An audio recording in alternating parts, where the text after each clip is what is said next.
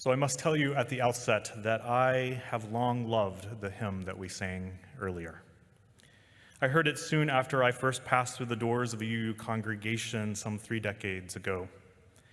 It resonates deeply for me with what I see as our core calling to help heal the world through the work of love and justice. For those of us who were raised to be biblically literate, whether we really wanted to be or not, it's easy to pick up the many references to the prophetic tradition found in the Jewish scriptures, words that were later echoed by Jesus, or at least by the writers of the Gospels who put many of these same words in his mouth. And of course, it's powerful to sing the lines so often shared by Dr. King, the ones that proclaim that a day will come at last when justice and mercy and all that we know of rightness will stream down like mighty torrents, leaving the world transformed for good. I, like many of you and with UUs across the continent, have sung these words with gusto for decades, believing that what we do in this life truly matters and makes a meaningful difference in the here and now. Many of us have sung these words more emphatically than most anything else in our hymnal because they capture something of the vision, even if it's a long way off, of peace on earth prevailing at last and with all of the earth's people living as one.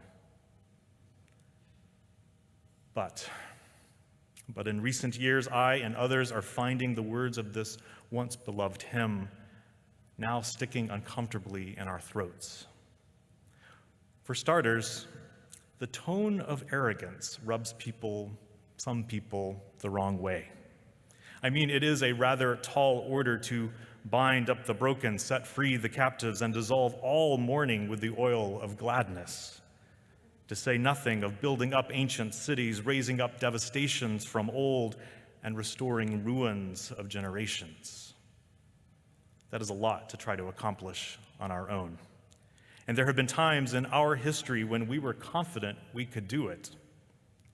To be clear, these are all noble and deeply needed things in this big, beautiful, but hurting world of ours. Yet it's not so much the words or only the words, but the way in which they are said or sung or proclaimed. With our growing awareness of what the real work of reconciliation requires of us, it is hard to bear the words of this hymn unless they somehow come with a heaping dose of humility. Held against the light of the history of colonization in this country and the bitter legacy of cultural genocide and the literal genocide of Indigenous peoples across this land we now call Canada, there is a need for us to seriously consider whether we can sing these words at all. The tragedy is that it took UUs with Indigenous backgrounds speaking up to help us finally begin to understand that this hymn has some real problems. I think if this hymn has a future, and I'm not so sure it does, we need to first ask ourselves what we mean when we say we. When we sing, "We'll build a land," who do we envision being involved or consulted about what this new and distant land will be like? And just whose definition of justice are we working with? Whose vision of a peaceful planet are we striving towards? I'm pretty sure that when this hymn was written back in our humanist heyday more than 40 years ago, we meant we in a fairly narrow sense. And without the fuller awareness we have gained across the decades of how real progress towards racial justice and reconciliation means that our understanding of we must be reimagined to include everyone who has a stake in the land we are hoping to build. So you may well be wondering why I had us sing this hymn this morning, given my many misgivings and my finding it increasingly problematic. First, it was good, I think, for us to have a bit of a refresher, since we haven't, as a congregation, sung this particular hymn in several years now. So there's value in having it fresh in our minds and recently on our lips. But even more, I had us sing it because doing so might help us to better understand in a heartfelt way the need for us to check our attitudes and our assumptions about the great work that we are trying to accomplish in this world. I bring this up now as we are packing up this building and preparing to move into a new and different neighborhood, because how we arrive there, how we act, and how we engage with the community that already exists there and has for a very long time will matter a great deal to what our future in this city may actually be. If we introduce ourselves in an arrogant, haughty manner, wrongly thinking ourselves somehow superior to our new neighbors, and believing that we alone have a clear view of how things really should be, we will do harm to the Oakwood Vaughan community, and we will do damage to our own congregation.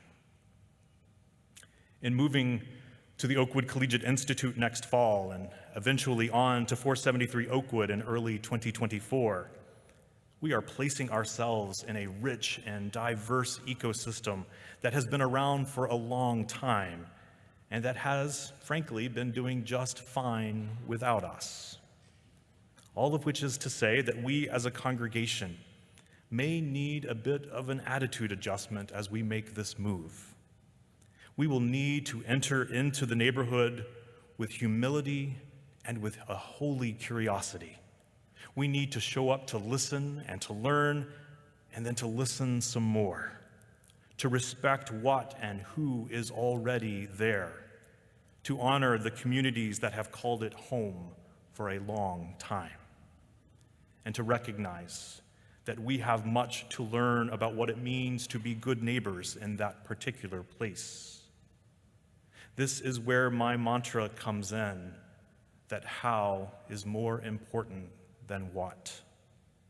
For us to flourish in this new neighborhood, for us to embrace the future that we might have there, we will need to draw on everything that we have come to know as UUs about listening, about seeking understanding, about drawing on compassion, and about living into the truth at the heart of our faith that we need not think alike to love alike. When our religious forebears established themselves first down on George Street downtown and later on Jarvis Street before moving here to St. Clair, they seemingly did so without much, if any, appreciation that they were doing so on lands that ultimately were not their own. There seems to have been little attention paid to what had been happening before they arrived on the scene. That, of course, was not uncommon for most white settlers. They had bought and paid for the land and considered themselves the outright owners of it, free and clear. Through the lenses of reconciliation and decolonization, though, we now know better, even if we don't know exactly what it means on a deeper level, to have purchased another plot of land in this city. Land that we often acknowledge here as the traditional lands of the Mississaugas of the Credit, the Haudenosaunee, the Ojibwe, Chippewa, and the Wendat. Land subject to the Toronto Purchase Treaty 13 of 1805, through which the Crown purchased 830 acres for the sum of 10 shillings. So as we prepare to move to our new home, aware of all of this hard history, my deepest hope is that we will not arrive as colonizers proudly planting our flag, and not as thoughtless gentrifiers giving little consideration to our impact on the community, and not as misguided do-gooders there somehow to save the day. Instead, I hope we will arrive with a profound openness to learning what we do not already know about the neighborhood and about ourselves.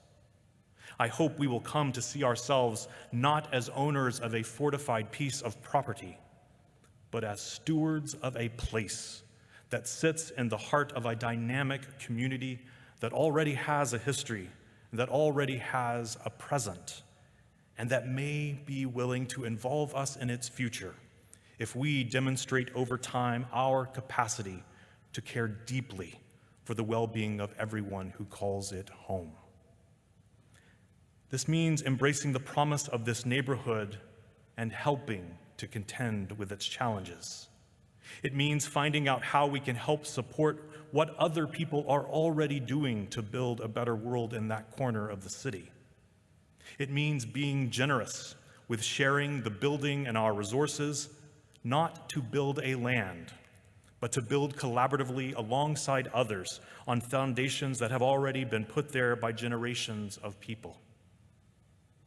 Over the last couple of years, I've spent time in the presence of Indigenous leaders who often use in their prayers to the Creator the petition that they are helped to do something in a good and humble way.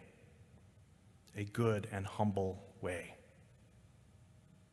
That is my prayer for us, that we may come to this new chapter of our common life as a congregation in a good and humble way.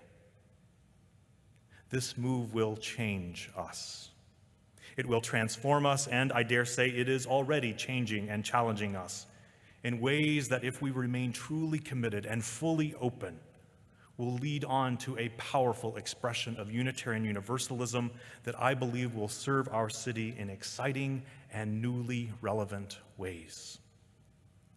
My colleague Nancy MacDonald Ladd has written words that speak to me of this role that we might play, this way that we might put our faith into action to serve needs beyond our own.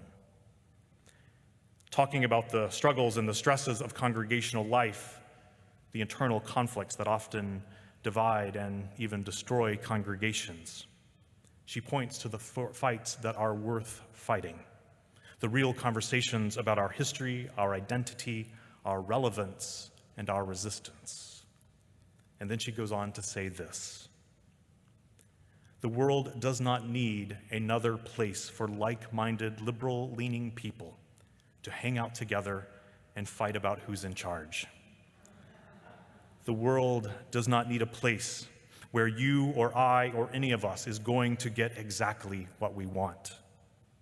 What the world needs is a movement like ours to step more fully into its higher calling, to serve as an instrument for encounter with one another, with the sacred and with the world, so that we might love more fully and speak more truly and serve with greater efficacy. Over these past 15 years that I have already journeyed with you, I have been a part of hundreds, if not thousands, of discussions, informal meetings and casual conversations about the building that we someday hope to build. As tedious and trying as some of these conversations have been, it has been a labor of love for me because this has never been about the building. A building is merely a tool to carry out the great work that we as a congregation feel called to take up. Tools matter, and there is a big difference between having the wrong tool and the right tool, a good tool and a not so good tool. We are building a very good tool if we accept as our calling that we are here to seek, connect, and serve, to seek to understand the meaning of our lives, to connect with others authentically, and to serve life to build a better world. Our home on the hill in Oakwood will be a wonderful place to live into that vision, not for ourselves alone, but for others who may come finding strength and courage and hope and healing in what we have to offer. So let us set our hearts to the work of building that is before us, that we may, in a good and humble way, help to create a place, a land, if you will, where a community of compassion and care flourishes, and where justice shall roll down like waters, and peace like an ever-flowing stream. Blessed be.